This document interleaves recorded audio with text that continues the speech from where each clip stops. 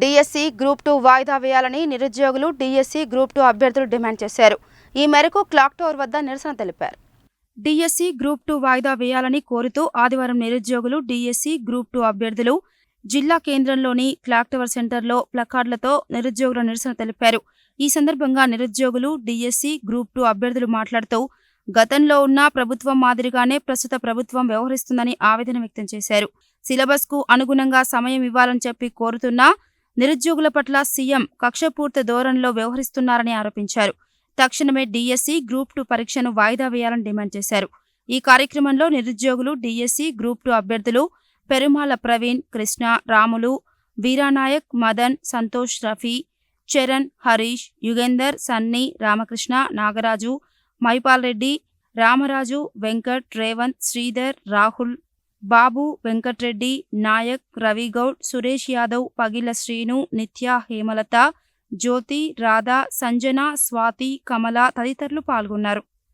ఏదైతే రేవంత్ రెడ్డి గారు నిరుద్యోగులకు మాట ఇచ్చి అధికారంలోకి వచ్చిన రేవంత్ రెడ్డి గారు ఈరోజు ముఖం చాటేసి నిరుద్యోగులని ఒక బానిసలలాగా తనకిష్టం వచ్చినట్టుగా వక్రీకరిస్తున్నాడు. ఆయన ఆ రోజు ఏమన్నాడు, అన్ని లైబ్రరీ సెంటర్లకు వచ్చి మీరు నాతో పాటు ఉండండి, మీరు మాకు మద్దతు తెలపండి, గ్రూప్ 2 పోస్టులను 2000కు పైగా, గ్రూప్ 3 పోస్టులను 3000కు పైగా పెంచి డిఎస్సి పోస్టులను కూడా మెగా డిఎస్సి 25,000 పోస్టులను ఇచ్చి మీకు ఖచ్చితంగా మీకు మద్దతుగా ఉంటాను, మీరు నాకు ఒక్కసారి అవకాశం ఇవ్వండి అని ఎన్నోసార్లు కూడా అతను చెప్పడం జరిగింది. అదే విషయాన్ని మేము నమ్మి కేసీఆర్ గారు మమ్మల్ని నిరుద్యోగులను ఏదైతే మోసం చేసినాడో ఆ నిరుద్యోగులను మోసం చేసినప్పుడే అదే రేవంత్ రెడ్డి గారు మాట ఇవ్వడం వల్ల ఆ నిరుద్యోగులు నమ్మిర్రు. అయితే మేమేం అడుగుతున్నామంటే మాకు ఇచ్చిన మాట ప్రకారం గ్రూప్ 2 పోస్టులను కానీ గ్రూప్ 3 పోస్టులను కానీ పెంచి మాకు కాల వ్యవధి కావాలని అడుగుతున్నాం. ఎందుకంటే ఇప్పుడు వాస్తవానికి మీ యొక్క పరిపాలనలో ఉన్న మీ యొక్క చేతిలో ఉన్న సర్పంచుల పదవి కాలము అయిపోయి ఇప్పటికి కూడా 6 నెలలు గడిచినది. మీ సర్పంచ్ పదవుల కాలం అయిపోయినాక కూడా మీరు ఇంతవరకు ఎలక్షన్లు పెట్టలేదు. మీకేమో సమయం కావాలి. నిరుద్యోగులు వందల బుక్కులు చదివి ఆ యొక్క సిలబస్ను చదవలేక కొంత టైం అడుగుతున్నారు, ఎక్కువ అడుగుతలేరు. 2-3 నెలలు మాత్రమే అడుగుతున్నారు. ఆ 2-3 నెలలు అడుగుతూ ఉంటే మీరు ఇవాళ అటు కాదు ఇది కాదు అని కాలయాపన చేస్తూ ఒక్కొక్కరు ఒక్కొక్క తీరుగా మాట్లాడుతున్నారు. ఈ చిన్నోడు పెద్దల సభకు పోయి ఆ రోజు ఎక్కడ కూడా 10 మంది విద్యార్థులు కనపడితే పల్మూరు వెంకట్ గారు అక్కడికి వచ్చిరాని కేసులు వేసి అన్ని పోస్టులను కూడా అన్ని వాయిదా వేపించిన ఇవాళనేమో కనీసము ఏమన్నా అడిగితే నా చేతిలో ఏం లేదు, మొత్తం రేవంత్ రెడ్డి గారే అని మాట్లాడుతున్నారు. ఆ రోజు తెలవదా నీకు రేవంత్ రెడ్డి గారి చేతిలో ఉంటుందని? నీకు పదవి రాగానే ముఖం చాటేసినాం. అదేవిధంగా కోదండరామిరెడ్డి గారు ఆయన వార్డు మెంబర్కి ఎక్కువ, సర్పంచ్ తక్కువ. ఇవాళ ఆయన ఏం చేస్తున్నాడు, ఒక్కడే ఎమ్మెల్సీ పదవికి తీసుకొని నేను ఎడ్యుకేషన్ మినిస్టర్ కావాలంటున్నావు. అయ్యాల ప్రతి ఒక్క లైబ్రరీ దగ్గర ప్రతి ఒక్క స్టూడెంట్ దగ్గరకు వచ్చి నేను ఖచ్చితంగా గవర్నమెంట్కు మీ యొక్క విద్యార్థులకు నిరుద్యోగులకు నేను వారధిగా ఉంటాను, ఎటువైనా కోదండరామిరెడ్డి అని అడుగుతా ఉన్నాం మేము ఇవాళ. అదేవిధంగా ఇంకొకరు ఉన్నారు, రియాజ్ గారు ఉన్నారు. ఆయన ఏం మాట్లాడుతున్నాడో తెలియదు. ఆయన ఏం మాట్లాడుతున్నాడో కూడా ఇంతవరకు ఎవరికి అర్థం కాలే. మేము ఒకటే చెప్తున్నాం, రానున్న రోజుల్లో మీకు సర్పంచ్ ఎలక్షన్లు కానీ అదేవిధంగా స్థానిక ఎలక్షన్లు కానీ జిహెచ్ఎంసీలు కానీ మున్సిపాలిటీ ఎలక్షన్లు కానీ మా నిరుద్యోగులు అయితే ఎవరైతే ఉన్నారో ఖచ్చితంగా మీకు బుద్ధి చెప్తాం. కేసీఆర్ గవర్నమెంట్కు మీకు వచ్చిన ఓట్ల శాతం తేడా ఎంత అంటే 1.85% మాత్రమే.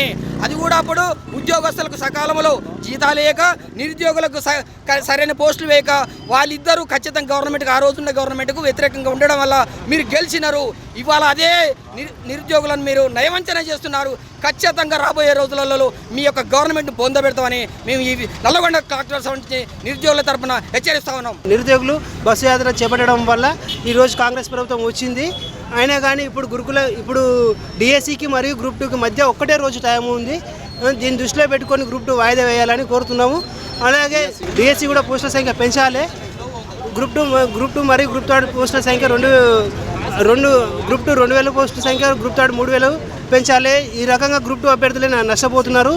సీఎం రేవంత్ రెడ్డి చుట్టూ ఎట్లా అప్పుడు అక్బర్ బీర్బల్ కథ ఉందిగా, అందరు పాల్పోయేవాడే నీళ్ళు పోసినట్టే ఇప్పుడు ఆయన చుట్టూ కూడా అట్లనే తయారైంది వ్యవస్థ కూడా. వాళ్ళిద్దరు కలిసిపోయినారు. ఇప్పుడు ఆయన చుట్టూ కూడా రేవంత్ రెడ్డి చుట్టూ కూడా పాలు పోయామంటే నీళ్ళు పోసినట్టే తయారైంది ఈ వ్యవస్థ కూడా. తప్పుడు ఇన్ఫర్మేషన్ పోతుంది. కొంచెం నిరుద్యోగులు ఇది స్వచ్ఛందంగా నిరుద్యోగులు చేసిన దీంట్లో ఎవరు ఎలాంటి రాజకీయం కుంభకోణాలు లేవు. ఓన్లీ నిరుద్యోగులు స్వచ్ఛందంగా దీన్ని దృష్టిలో పెట్టుకొని గ్రూప్ 2 మరియు గ్రూప్ 2 పోస్టులు పెంచి డిసెంబర్లో ఎగ్జామ్ నిర్వహించాలి. ఇక్కడ ఉన్నటువంటి నిరుద్యోగులు మొత్తము కాంగ్రెస్ పార్టీ అధికారంలో రావడానికి ప్రతి ఒక్కరు కృషి చేసారు. గ్రామాన ప్రతి పట్టణాలలో తిరిగి కాంగ్రెస్ పార్టీకి అధికారం ఇస్తే ఇప్పుడు ఉన్నటువంటి రేవంత్ రెడ్డి ఏం మాట్లాడుతున్నాడు? మేము చదువుకుంటానికి వాయిదా కావాలంటున్నాము, కొద్దిగా టైం కావాలంటున్నాం, కొద్దిగా సమయం కావాలంటున్నాం. డిఎస్సి అభ్యర్థులము, గ్రూప్ 2 అభ్యర్థులము ఒక ఎగ్జామ్ తర్వాత ప్రతి ఒక్కటి సీరియల్లో వస్తున్నాయి. దేనికి గ్యాప్ లేదు. చదువుకుంటానికి కొద్దిగా సమయం కావాలి, వాయిదా వేయండి అని రిక్వెస్ట్ చేస్తే మమ్మల్ని అసలు మామూలుగా చూడట్లేదు రేవంత్ రెడ్డి. ఒక సీఎం స్థాయిలో ఉన్నటువంటి వ్యక్తి ఎక్కడెక్కడో ప్రెస్ మీట్లు పెట్టి పెద్ద మీటింగులు పెట్టి పెద్ద జేఎన్టీలో పెట్టి ప్రోగ్రాంలలో పెట్టి మా నిరుద్యోగులని ఆత్మాభిమానం దెబ్బతీసేలా మాట్లాడుతున్నాడు. మేమేమంటున్నాం? అయా మీరు ఇచ్చిన సిలబస్ ప్రకారం మేము చదువుకుంటానికి మాకు టైం సరిపోవట్లేదు. పోటీ పరీక్షల్లో వచ్చే ప్రశ్నలు కఠిన స్థాయిలో ఉంటున్నాయి.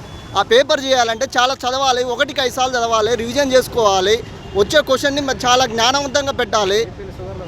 మాకు దయచేసి కొంత సమయం ఇవ్వండి అని వాయిదా అడుగుతుంటే రిక్వెస్ట్ చేస్తున్నాం. మేమందరం కలిస్తేనే మీకు అధికారం వచ్చింది. అధికారం గుర్తుపెట్టుకోండి. మేమిచ్చిన అధికారంతో నువ్వు సీట్లో కూర్చొని మహమ్మద్ బిన్ తుగ్లా లెక్క చేస్తున్నావు. అర్థమైందా? ఇచ్చిన అధికారం ఇచ్చింది మేము, నియంత లెక్క చేస్తుంది నువ్వు. అంతకంటే డబల్ నియంత అవుతున్నావు. అధికారంలో ఇంతకుముందున్న నియంత నోడగొడితే డబల్ నియంత అవుతున్నావు.